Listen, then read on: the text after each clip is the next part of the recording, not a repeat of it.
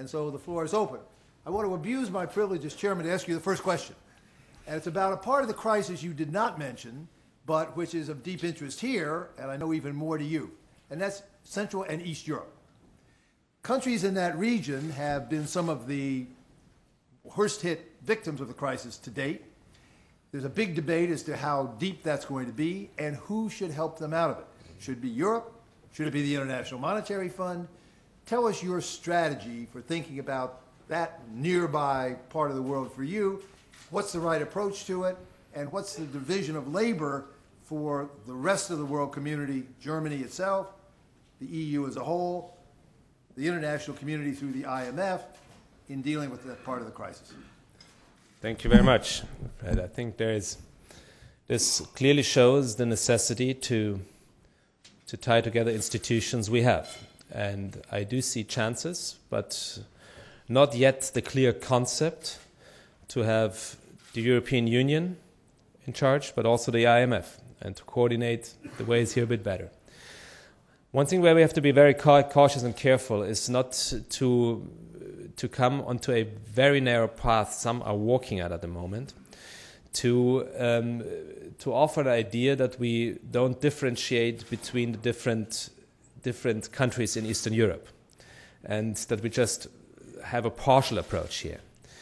As you all know, and I don't have to tell you, there's still quite a difference whether we talk about Bulgaria, Romania, or maybe the Czech Republic, or whether we talk about Poland or Hungary, or whether we even talk about members of the European Union or the Ukraine. And the impression I got during the last 2 days that some tend to mingle that. And that we have to be very, very careful not only to think about an overall solution for Eastern Europe as such, which doesn't make the necessary distinction we have to see here, or doesn't offer the distinction we have to see here. And that brings me to the point that the idea that has been raised already, for instance, to promote a Eurobond, has in my regard its intellectual limits, specifically when it comes to the necessary steps that some of those countries still have to make. Do we come into a situation where, for instance, we promote laziness to do homework, in quotation marks, and homework means structural reforms in some of the countries we want to help and we would like to help. I am with you that, and this is probably was part of your question, that we have to establish a bit more creativity and flexibility when it comes to the measures we will have to find to help. And the European idea is based on the fundament of solidarity. And we shouldn't and must not forget that. But if you could tie it together with instruments we have at the IMF, and I was part of the talks this morning, I think we could at least add to some of those creative and flexible thoughts. Okay. Floor is open. Yes. Mr. Minister, my name is Jacob Kierkegaard here from the Peterson Institute. You spoke very eloquently about the need for transatlantic cooperation in this crisis, and I would like to highlight a recent example of that, because I brought with me here the list of disclosed AIG counterparties between September 16th and New Year, and it reads the following: Deutsche Bank 11.8 billion, Dresdner Bank 2.6, Deutsche Zentralgenossenschaftsbank 1 billion, DZ Bank 700 million, government-owned KfW 500 million, and your neighboring Landesbank in Baden-Württemberg 100 million. And these were obviously funds that were paid out by US taxpayers through AIG without regard to whether the recipient was domestic or international. And I was wondering if we would, in the event of future German government aid to, for instance, the auto sector, we will see a similar disregard for whether the ultimate recipient is domestic, in this case German or international. Excellent question. And as provocative as I like it over here. This is why I changed to the dark side. But nevertheless, first of all, coming from Europe, you certainly see that we have analog discussions over there as well. How to use taxpayers' money and for what reasons and for what purposes to use taxpayers' money. By the way, this is one of the things we are discussing with General Motors and those who have to take decisions over here as well. First point, we have a global crisis with global impacts. That's not part of the answer, but it's part of maybe a description of what has happened here. And we maybe have to be clear whether those results are effects of, let's say, contracts between companies, or whether it's affected by acting of governments. And this is an answer I cannot give in regards of AIG. I can only read the comments those days, and I see that not with very much surprise, because some of the comments we have seen or we already see for, I wouldn't say analog situations in Germany, but for possible situations in Germany as well. So it brings me to the point, will be a mutual ring fencing concept be useful, yes or no? And I think we certainly should discuss it, but have to be very, very careful not to outbalance our thoughts we had on protectionism.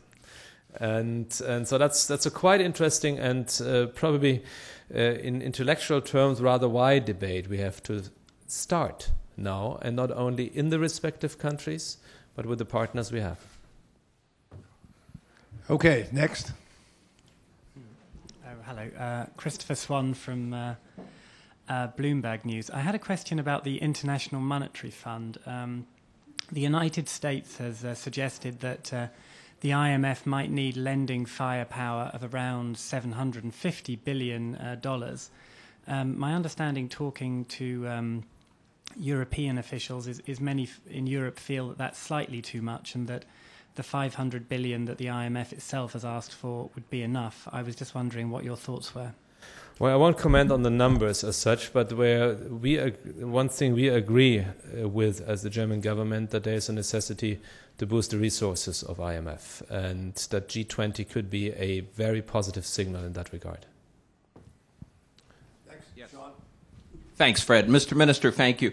My name is Sean Donnelly from the National Association of Manufacturers, one of the big trade associations. I wanted to pursue your Doha comments just a bit, and I think most people in Washington would agree that a successful Doha outcome is very important for the world economy.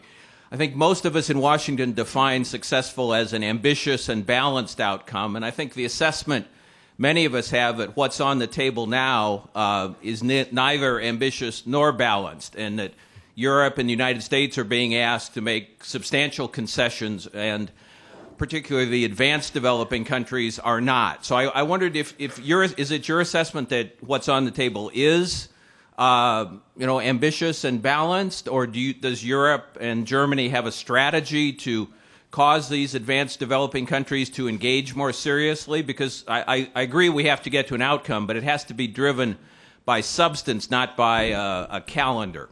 Thank you. Very quick answer. We probably have to come to a solution that balances ambitions in respect of any compromise here. All right. John Williamson at the Peterson Institute. Several of my colleagues, including, I think, Fred, have mentioned the possibility that in addition to the amplification of the resources of the IMF that you already asked about, there should be a large allocation of SDRs. A figure of $250 billion has been thrown around. Historically, there have been two countries that have opposed SDR allocations. One of them, off and on, has been the United States, and that's now, I think, in favor of resuming allocations. The other is, of course, Germany, which in the past was very much opposed to this type of initiative. I want to ask you whether that still stands or whether that has been substantially modified, and if it still stands, then what sort of basis would you object to such an initiative? Well, I think initiatives like those are needed specifically in this year, but also with the perspectives that are ahead of us. And history and historic standpoints sometimes can be rewritten if one has good reasons to do so. And the discussions we are in are delivering, in my opinion, good reasons. the only thing I can say is that some of those aspects have not been discussed to an extent that I would like to see them also in within the government. And there's some circles we still probably have to convince, and with some aspects I also may have to convince. But what has happened during the last weeks is that our focus specifically towards emerging countries has been widened, and that we clearly see the urgent need of rather earlier than later acting. And if the IMF can offer such a thing, and if we could contribute to that, we won't be the blocking factor at the moment. I'd like to just elaborate that question slightly, if I might, because it picks up on your point about avoiding protectionism. What many of us here are worried about is that the problem is going to go well beyond the traditional means of protectionism, and may well include competitive currency devaluations. The Swiss have recently, with a lot of publicity, actually moved to drive their currency down for competitive reasons. A number of people have accused the British of doing the same. So this is not just emerging markets, though we know that China has kept its currency way undervalued. Others have seen weakening lately.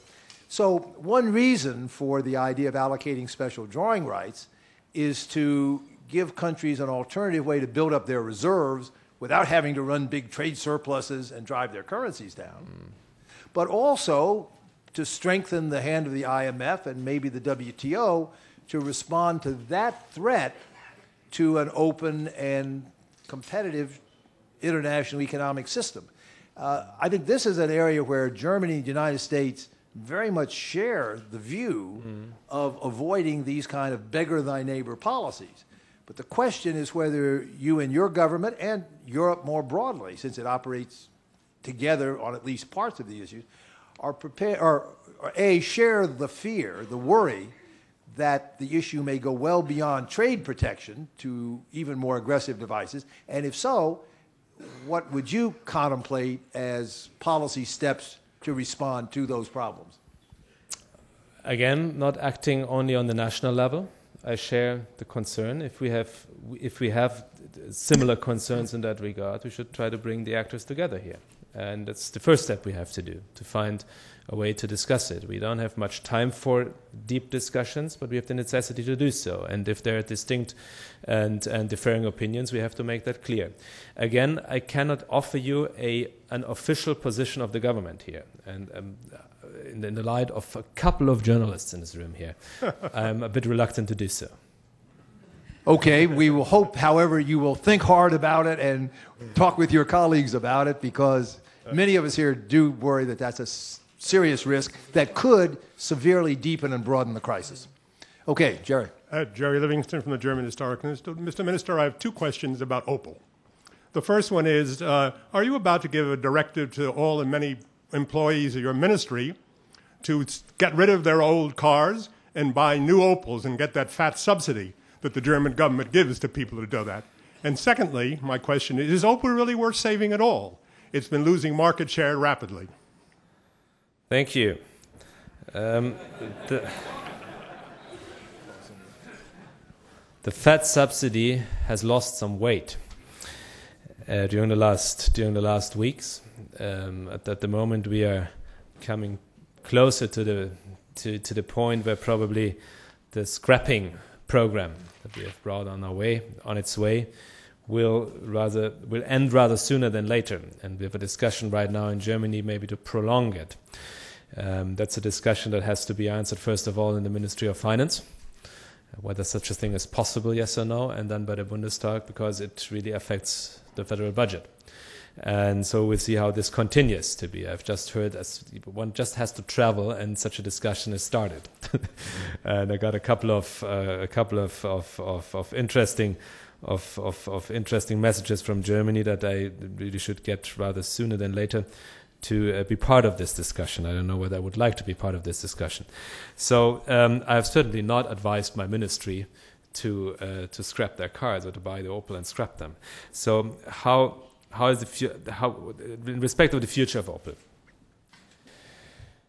For us, it is of utmost importance that not a government is responsible for framing a concept that ensures the future of Opel, but that a company itself, and this is GMC, is responsible enough and clear enough what a viable concept could mean. And we have been offered a couple of concepts during the last weeks that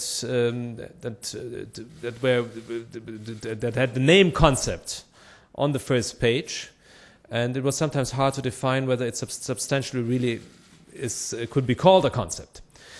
And so that's the first step that it's needed, I think, for the U.S. Treasury, as well as for the German government, for the U.S. government, as well for the German government and other European governments. The public opinion right now is that, and there's some misperceptions, that many in Germany say, how could you dare to help with taxpayers' money? There we are back at one of those questions we have already had. How could you take taxpayers' money in your hand if the future of a company of Opel is not secured? I still do see chances, but for those chances, some homework needs to be done. And I do see chances specifically when investors, private investors, or industrial partners could be included. And specifically pointing at the letter, or mentioning the letter, with an industrial partner, also the brand Opel could survive. But all in all, we see a consolidation process of the automotive sector globally. And we have to be aware of this consolidation process and not only follow, let's say, the amount of noise that reaches us from certain regions in the world. That could not be the only criteria to act from a governmental side. We'll move to a question down here. Mr. Minister Arno de Borgraaf, CSIS. During the Cold War, the fear of communism kept democratic capitalism on the straight and narrow. Since the end of the Cold War, we've seen rules and regulations tossed out the window. We have seen democratic capitalism morph into casino capitalism, and more recently into bandit capitalism. And I was wondering if that is what is meant by a systemic crisis on the other side of the Atlantic. If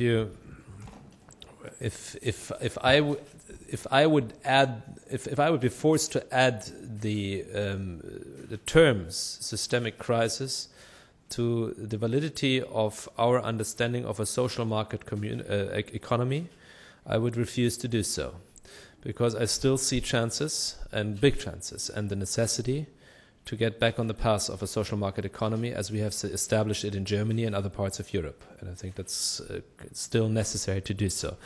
That's the first attempt to answer your question.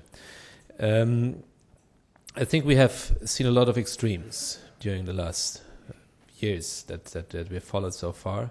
And as I've just mentioned, consolidation prospects and the momentum for consolidation is not only true for the business sector. I think it's also true for an overall political way of thinking and how to approach such questions. And in that regard, I'm personally fighting against any extremism in that regard. And to have, although we have probably have to make decisions this year that will be commented as stretching our original thinking, we always have to get back to the fundamentals. And the fundamentals are actually not lying in the middle, but have established itself in the social market economy. My name is Fritz Fischer, and I've been working many years in your ministry, so I'm glad to meet my new boss. Thank you. Hello. Let me also compliment you on a welcome Bavarian aspect, both in your thinking and speech. And I feel, you are straight, open, and very candid. And I think this is a new tone that... That's what I learned in the US. Thank you. My question, sir, relates to the German context with Russia. We have very good context, and I think the American audience would appreciate perhaps to hear a little bit more. Russia considers itself, whether rightly or wrongly, as still an important global player. But they've been hit twice by the falling gas prices and by the worldwide economic crisis. And I think they always show resistance when they have the feeling they are left out of important dialogues. And so I just wonder, given the role that we have and the relation with Russia, to which extent your government takes this into consideration, that we keep the Russians involved and informed about what's going on and give them the feeling that they are important global players. Thank you. Russia remains to be an important partner of Europe, and we have established instruments to underline this partnership during the last couple of years, but those instruments were sometimes also put under pressure, and then not only because of European behavior, sometimes also because of certain Russian steps that have been taken. And I think we have to be we have to make a clear distinction that when they said they have been left out of a dialogue, how fruitful they were at this time for a constructive dialogue. And so this is, but it doesn't make sense only to stress the past here. I think we need those close ties. We need, wherever it's necessary, also a certain amount of, or a certain ability to respectively criticize. Respectively means to both sides, and probably also with respect. And to see them as a major business partner that should not be given the overall opportunity to outwit the European Union, the member states within the European Union, but because there's always a certain tendency in certain circles, not in all, and not only in the government, but in certain circles in Russia to do so. So there we have to be careful, and we have to play with open cards, but they remain to be a crucial and important partner. I may have spoken a bit differently during my last years here in foreign affairs. I have to be a bit more careful now, but I will remain a critical friend also towards Russia whenever it's possible and necessary. Okay, anybody else? Yes. Ted Roosevelt, Barclays Capital. Mr. Minister, could you share with us your thoughts about what kind of regulatory reform you'd like to see to deal with the financial institutions, and that would also lay the groundwork, hopefully, for better economic growth in the future? Quick answer, which I could prolong, but probably all of you know what's written in this very paper. I have a great sympathy for most of the thoughts that Paul Volcker has issued in this G30 group. But I wonder how successful this approach will be, and that's probably one of the answers we need to get from Congress here, for instance. And but many of those issues and topics being raised in his positions do find my sympathy, and I think they are good approaches. Mr. Minister, we thank you very, very much. We know you're on a tight schedule. You need to leave at 1:20. It's precisely that. We want to thank you very much for coming.